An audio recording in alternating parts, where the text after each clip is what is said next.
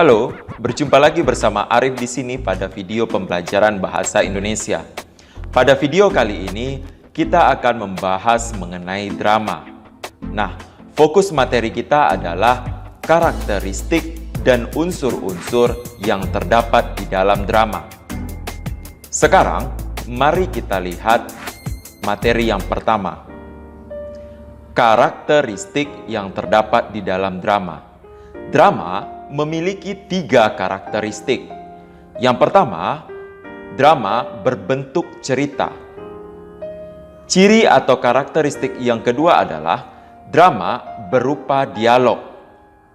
Dan ciri atau karakteristik yang ketiga adalah drama bertujuan untuk dipentaskan. Nah, dari 3 karakteristik tadi, kita dapat membuat sebuah pengertian drama.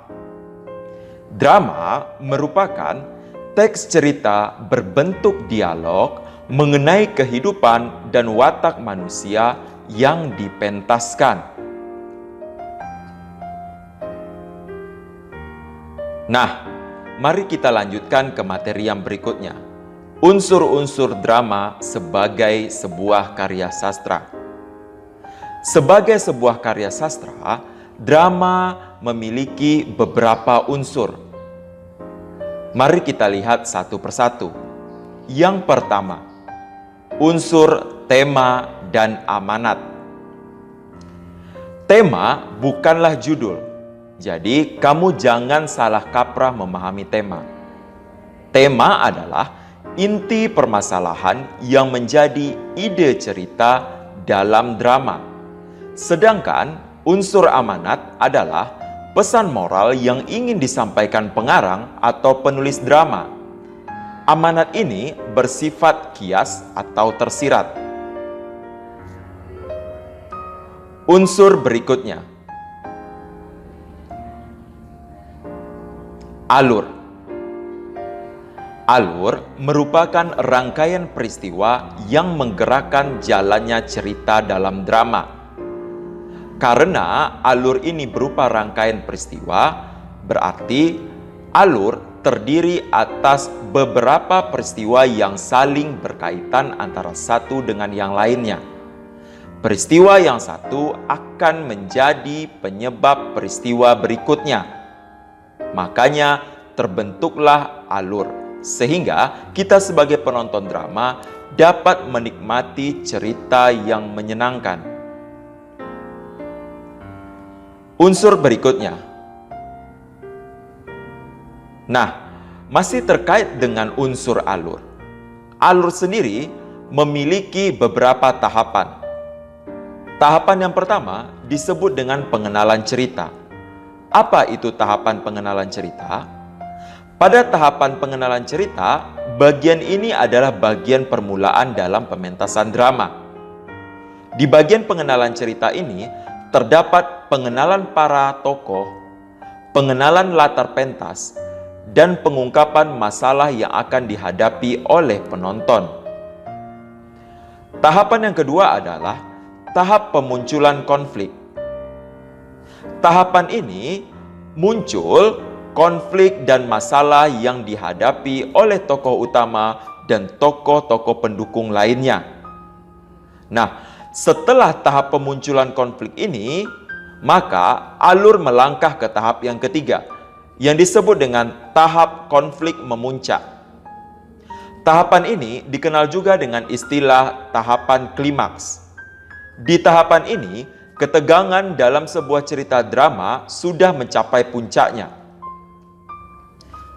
Setelah tahapan klimaks, alur melangkah ke tahapan yang keempat, yaitu tahap konflik menurun, atau yang lebih dikenal dengan istilah anti klimaks. Nah, pada tahapan ini sudah terjadi penurunan konflik dan berangsur-angsur hilang masalah yang dihadapi oleh para tokoh. Nah, setelah anti klimaks, terdapat tahap yang terakhir, yaitu tahap kelima, yang disebut dengan tahap penyelesaian atau ending. Tahap ini merupakan akhir dari cerita yang akan menjelaskan bagaimana nasib tokoh utama dan tokoh pendukung lainnya dalam cerita tersebut. Apakah tokoh-tokoh tersebut mengalami akhir yang bahagia, akhir yang buruk, atau akhir yang menggantung? Nah, kita lanjutkan ke unsur yang berikutnya, tokoh dan penokohan. Apa itu tokoh? Tokoh adalah pelaku yang memerankan cerita di dalam drama. Sedangkan penokohan merupakan karakter atau watak atau sifat yang dimiliki atau diperankan oleh pelaku cerita atau tokoh tersebut. Jadi, tokoh adalah orangnya, sedangkan penokohan adalah wataknya atau sifat dari orang yang memerankan dalam drama tersebut. Berikutnya, masih terkait dengan unsur tokoh dan penokohan. Tokoh dibagi atas dua jenis berdasarkan perannya. Ada yang disebut dengan tokoh utama, ada yang disebut dengan tokoh pembantu. Apa itu tokoh utama? Tokoh utama adalah tokoh yang memiliki peran dari awal hingga akhir cerita, sehingga mendominasi cerita. Tokoh utama ini akan sering muncul di dalam cerita drama. Sedangkan tokoh pembantu adalah tokoh yang kehadirannya sedikit dalam cerita, tetapi membantu penyelesaian cerita. Sekarang, mari kita lihat pembagian tokoh dari segi fungsi penampilannya. Ada yang disebut dengan tokoh protagonis, ada yang disebut dengan tokoh antagonis, dan tokoh tritagonis. Sekarang, mari kita lihat satu persatu. Yang pertama, tokoh protagonis. Apa itu tokoh protagonis? Tokoh protagonis adalah tokoh yang menunjukkan perilaku sesuai dengan ketentuan. Atau kamu mungkin lebih mengenal dengan sebutan tokoh yang berwatak baik. Sedangkan tokoh antagonis adalah tokoh yang memicu terjadinya konflik yang bertentangan dengan tokoh protagonis. Jadi, tokoh antagonis ini sering dikenal dengan sebutan tokoh yang berwatak kurang baik atau yang berwatak jahat. Jenis tokoh yang ketiga berdasarkan fungsi dan penampilannya adalah tokoh tritagonis. Apa itu tokoh tritagonis? Tokoh tritagonis adalah tokoh yang berperan sebagai penengah atau pendamai dalam konflik yang terjadi di antara tokoh protagonis dan tokoh antagonis. Sekarang kita lihat unsur selanjutnya, dialog. Apa itu dialog? Dialog merupakan percakapan antar tokoh di dalam drama. Nah, dialog sendiri memiliki 3 elemen.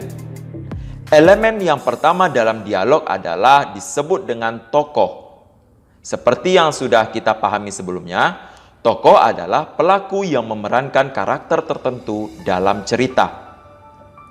Elemen yang kedua dalam dialog disebut dengan wawancang. Wawancang adalah dialog atau percakapan yang diucapkan oleh tokoh cerita dalam drama. Unsur yang ketiga atau elemen yang ketiga yang terdapat dalam dialog adalah kramagung. Kramagung merupakan petunjuk perilaku, tindakan, atau perbuatan yang harus dilakukan oleh tokoh. Dalam teks drama, kramagung ditulis dalam tanda kurung dan dicetak miring. Nah, agar kamu lebih memahami 3 elemen dialog ini, mari kita lihat kutipan contoh dari sebuah dialog. Nah, dialog ini diperankan oleh elemen anak. Nah, anak di sini adalah elemen pertama dalam dialog, yaitu elemen tokoh. Sekarang, mari kita lihat elemen yang kedua, Nah, yang dicetak berwarna hitam ini disebut dengan elemen wawancang dalam dialog. Yang berwarna merah yang ditulis dalam kurung, dalam tanda kurung, dan dicetak miring, ini disebut dengan elemen kramagung. Nah, saya ulangi, yang dibuat berwarna biru itu disebut dengan elemen tokoh. Yang diberi warna hitam disebut dengan elemen wawancang. Dan yang berwarna merah, yang bercetak miring dan berada dalam tanda kurung, disebut dengan elemen dialog kramagung. Sekarang kita lanjutkan yang berikutnya. Unsur latar. Latar dalam drama berperan sangat penting untuk membentuk drama yang menarik pada sebuah pementasan. Nah, latar sendiri terdiri atas 3. Yang pertama disebut dengan latar waktu. Yang kedua disebut dengan latar tempat. Dan yang ketiga disebut dengan latar suasana. Nah, latar waktu, tempat, dan suasana disesuaikan dengan gambaran peristiwa yang dimainkan oleh tokoh di dalam drama. Unsur berikutnya,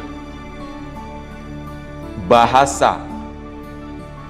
Bahasa memiliki peranan yang sangat penting di dalam sebuah drama. Bahasa berperan sebagai media komunikasi antar tokoh. Bahasa menggambarkan watak tokoh, latar, ataupun peristiwa yang sedang terjadi. Jadi, bahasa ini akan melengkapi sebuah drama, sehingga drama tersebut menjadi menarik untuk ditonton atau dinikmati oleh kita sebagai penontonnya.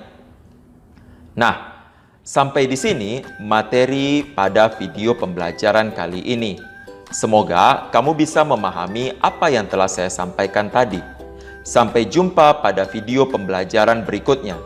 Terima kasih.